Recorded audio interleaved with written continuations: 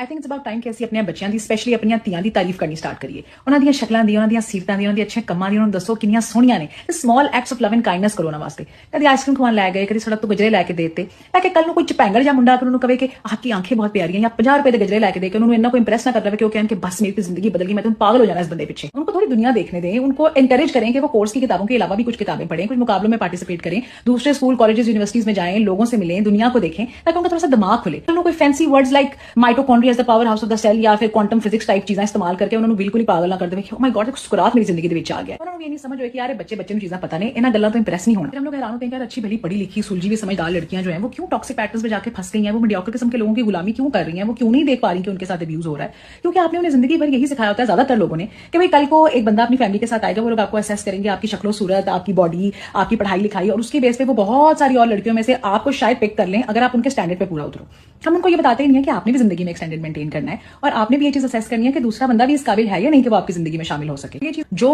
आप घर में अपने बच्चे को प्रोवाइड नहीं करें ना, ख्वाह वो प्यार है, मोहब्बत है, इज्जत है, दोस्ती है या कोई वैलिडेशन है, वो चीजें फिर वो बाहर ढूंढता है।